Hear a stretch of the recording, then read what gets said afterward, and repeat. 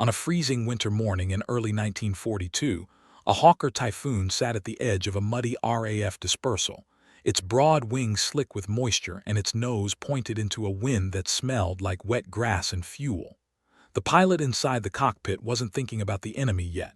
He was listening, because with this aircraft the first battle was always the startup.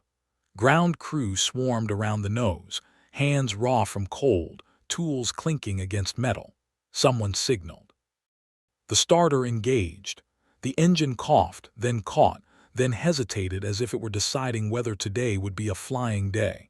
When it finally roared to life, it didn't sound like confidence. It sounded like violence, power strapped down, shaking in its mounts, threatening to break loose.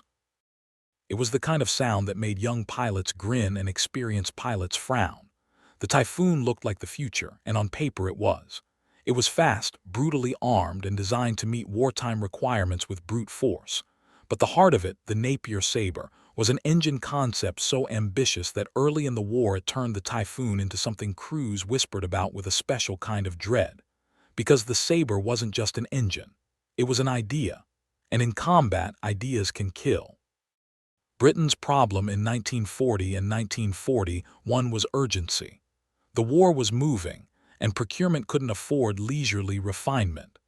The RAF wanted a new fighter that could intercept quickly, carry heavy firepower, and force decisive outcomes. The previous generation of fighters had saved Britain, but planners feared the next stage of the air war: higher speeds, heavier aircraft, and missions that demanded more than agility alone. In those rooms where requirements were written, horsepower looked like salvation.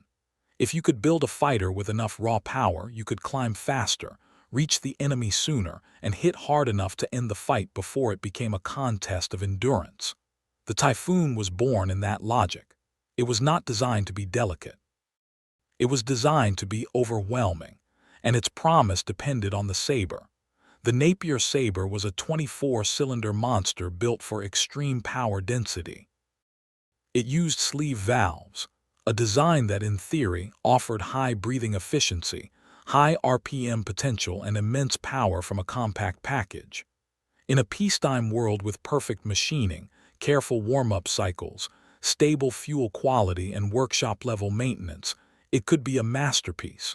But WWII wasn't a peacetime world. WWII was cold airfields, rushed turnarounds, engines started in darkness, maintenance done under pressure, and pilots expected to climb immediately into hostile weather at altitude. It was the exact environment where a high-power, high-tolerance engine could become a liability. Because when you build something that makes incredible power by running near the edge is exactly where combat lives. From the beginning, the Sabre demanded more than most frontline units could consistently give it. It was complex. It needed precise maintenance. It punished sloppy procedure. And in early service, it suffered from the kind of reliability issues that don't just reduce readiness, they erode trust. Trust is everything in military aviation.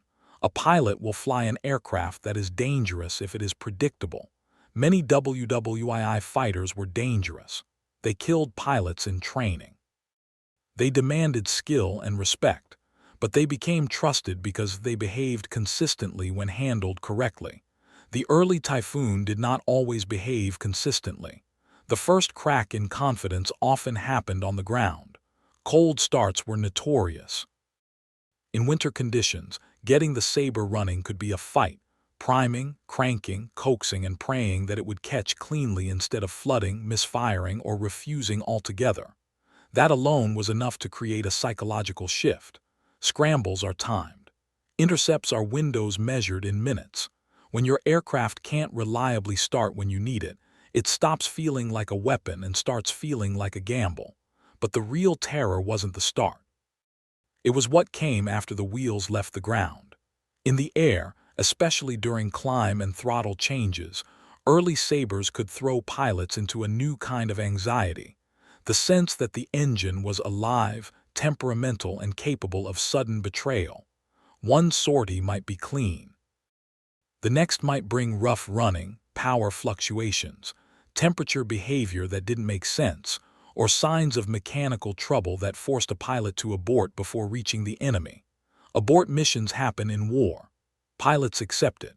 But when aborts cluster around the same aircraft type, when they repeat with patterns that aren't fully understood, they poison confidence across an entire unit. Veteran pilots start watching each other's takeoffs with the quiet fear of men who have seen a machine fail at the worst moment. New pilots hear the stories before they ever fly the type. Mechanics begin to dread the sound of a returning aircraft whose pilot is coming in too fast, too tense, because something feels wrong. The Sabre's design magnified these problems because it wasn't forgiving. Sleeve valve architecture relies heavily on precision and stable lubrication behavior. It can produce extraordinary power, but only when the engine is built and maintained to a high standard and operated within the right margins. Wartime production and field conditions made those margins hard to protect. Small manufacturing inconsistencies could grow into operational headaches. Minor wear could become major trouble sooner than expected. And because the Sabre was such an intense machine, it could turn slightly off into dangerous quickly. Meanwhile, the Typhoon's airframe was also fighting its own early war demons. If the Sabre created one kind of dread, the structural issues created another. In early service, Typhoons suffered catastrophic tail failures, violent, sudden events that left no time for skill or courage. The effect on pilot psychology was devastating. Pilots can rationalize engine trouble. You turn back, you land, you live. But structural breakup is different. It tells a pilot that there are failures no checklist can solve. Now combine those two realities, an aircraft type feared for engine unreliability and feared for structural catastrophe. That combination is how reputations become lethal. The Typhoon began to earn nicknames, dark humor, the language of crews trying to control fear by naming it. And once a machine earns that kind of nickname, it becomes almost impossible to talk people out of what they already feel in their bones. Commanders tried because they had to. Britain could not simply throw away an expensive program during war. The Typhoon wasn't a boutique aircraft.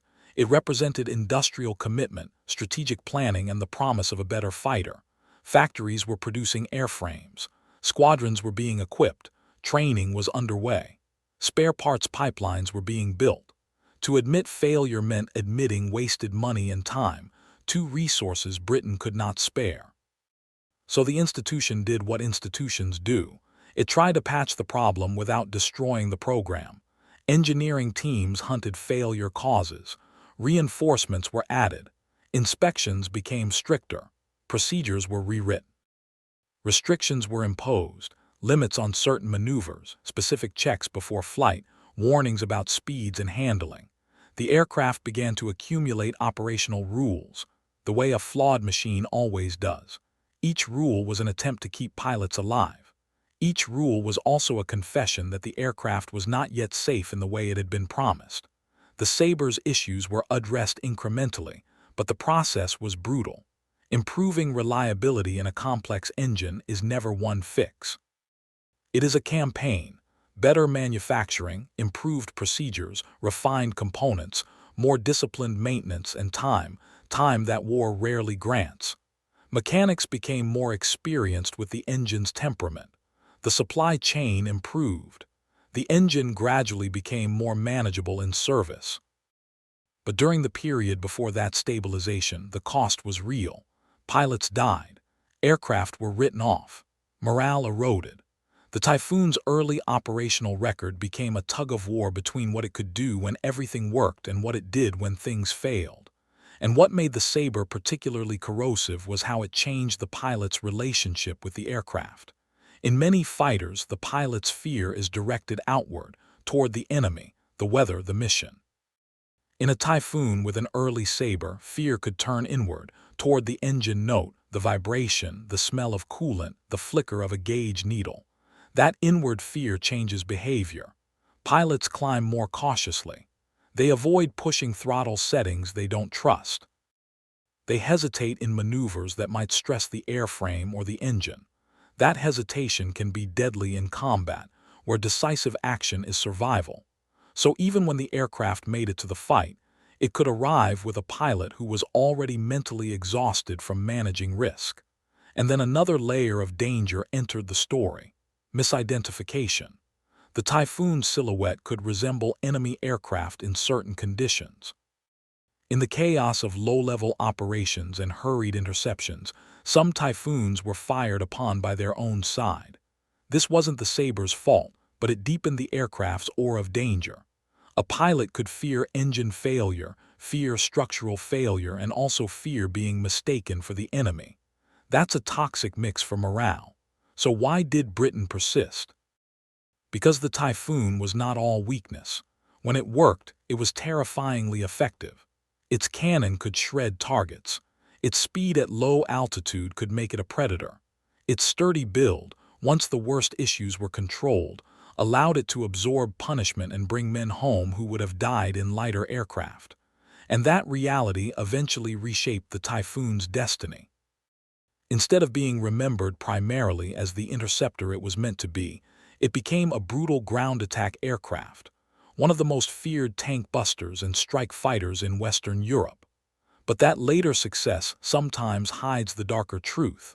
Early on, the Typhoon carried a death trap reputation for reasons that weren't propaganda and weren't exaggeration.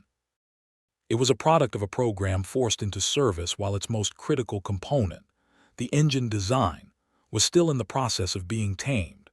The Sabre engine concept wasn't stupid. In many ways, it was ahead of its time. It represented the kind of engineering ambition war accelerates: push boundaries, extract power, accept complexity, and trust that refinement will arrive before catastrophe does. The tragedy is that wartime refinement often arrives after catastrophe. This is the heart of the story. The difference between a promising aircraft and a safe aircraft is not speed or horsepower. It is predictability under stress. The Sabre delivered power, but early on it did not always deliver predictability. And in combat aviation, unpredictability is the hidden killer. It doesn't announce itself like flak. It doesn't look like an enemy ace. It looks like a gauge needle that suddenly drops, a vibration that grows, a power loss when the coastline is still far away, a forced landing in a field where anything could be waiting. When pilots began to lose faith, commanders faced a moral and operational crisis. Discipline demands obedience, but aviation also demands trust. You can order a pilot to take off. You cannot order him to believe his engine will bring him home. That belief must be earned by the machine. And when that belief collapses, refusal becomes inevitable, not as rebellion but as survival logic. The RAF and Hawker ultimately did what had to be done. They fought the engine problem like a war inside the war. Procedures hardened. Maintenance culture adapted. Manufacturing improved. Structural reinforcements reduced catastrophic risk. The Typhoon's role shifted to where it could thrive. The aircraft became effective, sometimes devastatingly so. But the cost of reaching that point was measured in wreckage and funerals that did not need the enemy to happen. That's why the engine design turned a promising plane into a death trap, because it demanded a stable world to be safe, and WWII offered only chaos, weather, haste, fatigue, imperfect parts, and missions that began before dawn and ended in mud. In the end, the Sabre teaches a brutal lesson that repeats across wartime procurement. The most dangerous engine is not the one with too little power. It is the one whose power arrives before reliability. Because a fighter that cannot be trusted is not a weapon. It is a risk you strap to a human being. And in early Typhoon service, too many pilots learned that lesson the hard way, listening to the Sabre's roar, feeling the aircraft shake beneath them, and realizing that the machine they were told would save them might be the thing that killed them first.